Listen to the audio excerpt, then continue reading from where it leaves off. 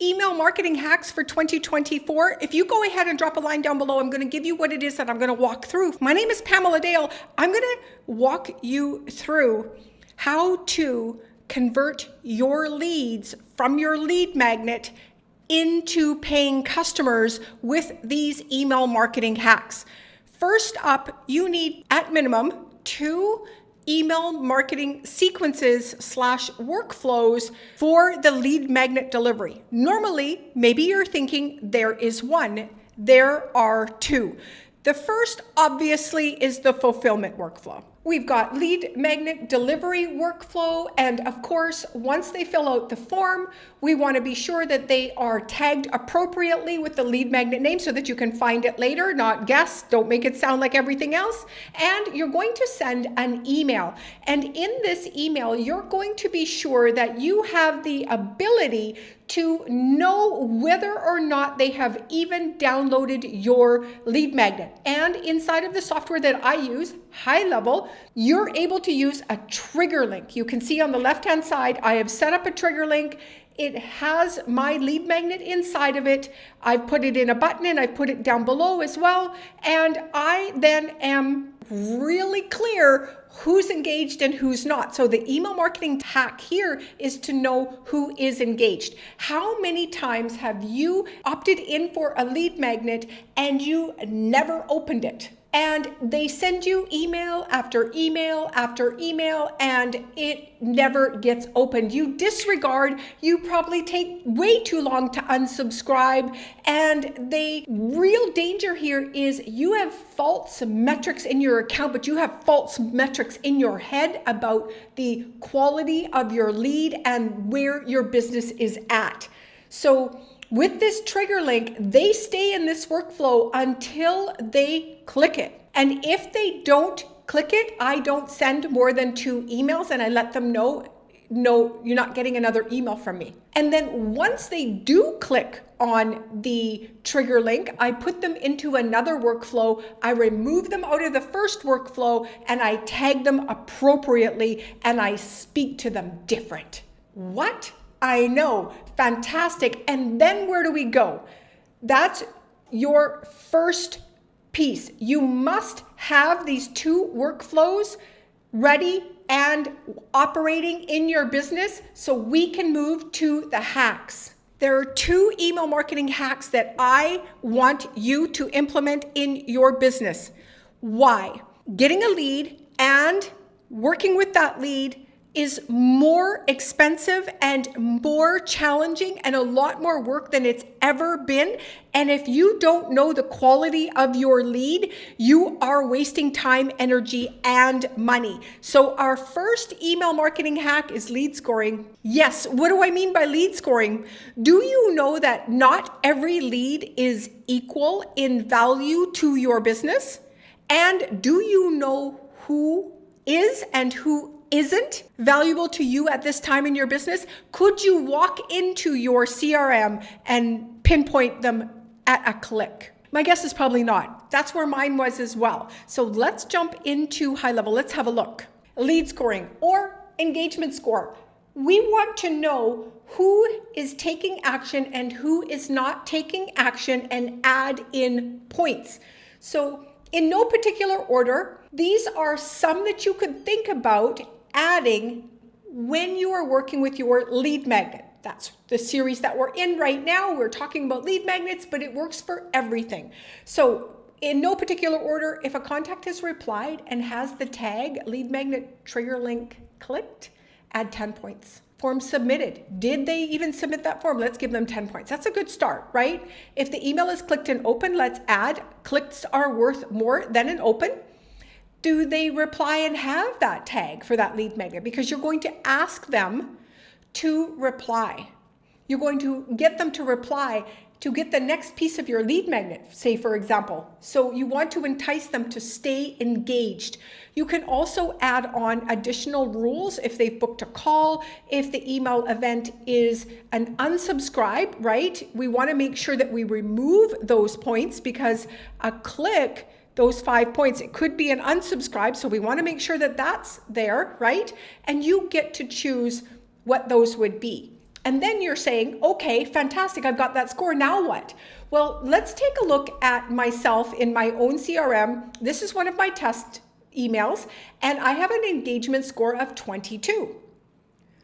Fantastic. What could I do with this? Well, when I go into my contacts in my CRM, I'm able to filter based on engagement score. So I can scroll down and I can toggle on engagement score, and I could filter these ascending, descending, or I could have engagement score above this or below this, and I can take all of these contacts and do something with them. I can send an email. I can put them in an automation. I can send an SMS, right? I can do all sorts of beautiful things once I have the data.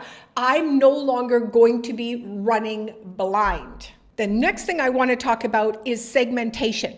There are two types of segmentation that I want to break down for you today.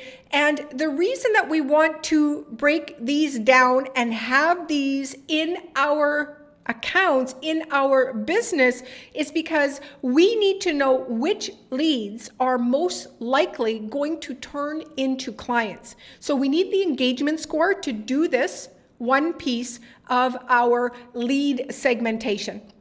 Do you know that when you segment out your leads based on HubSpot, 30% more opens and 50% more click-throughs based on speaking to people who actually want to be spoken to, and you do this through the segmentation. This is imperative. You must have the leads scoring in first so that you can then segment out your leads.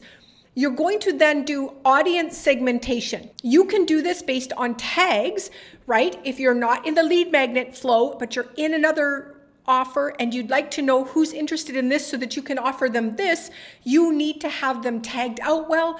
Another really great place to audience segment is on the form. Let's take a look at the lead magnet form here.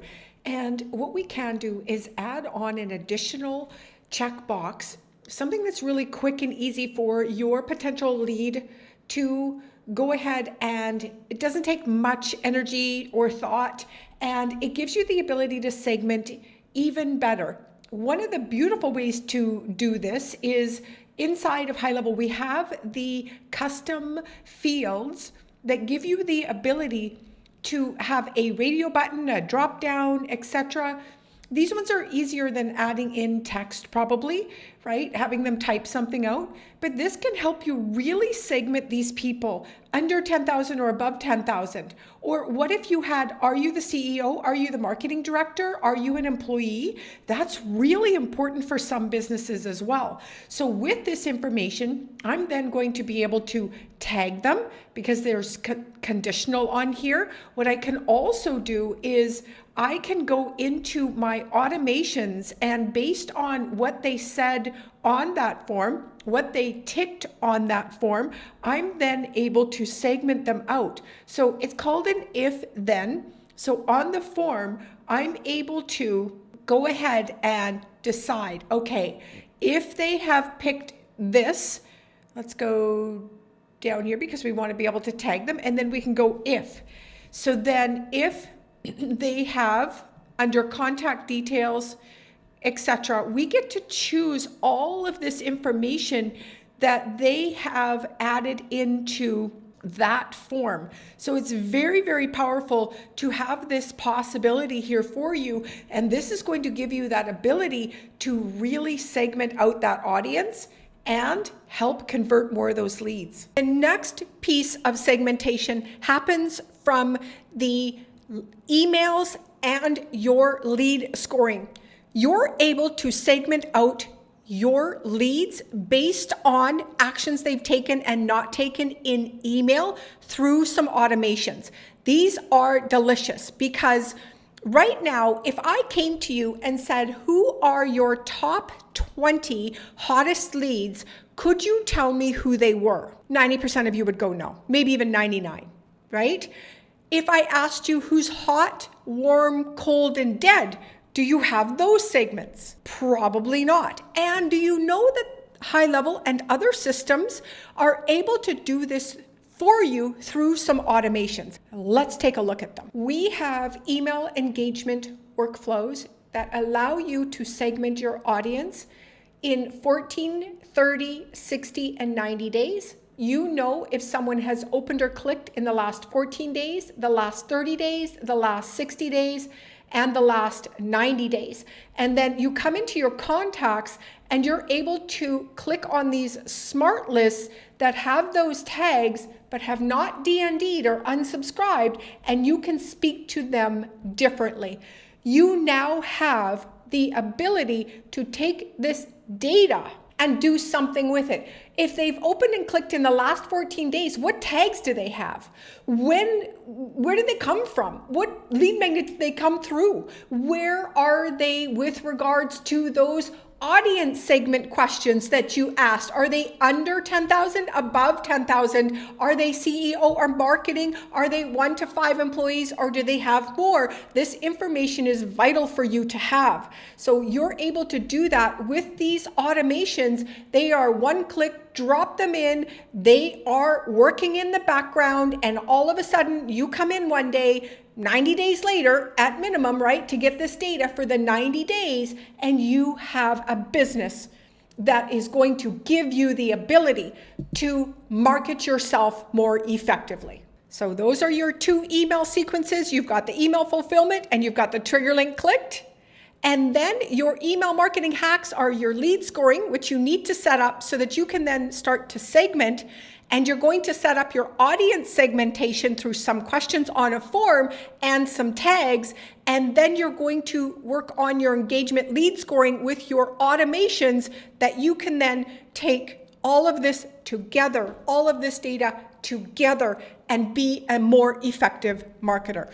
Drop a line down below if you want this information. See you soon.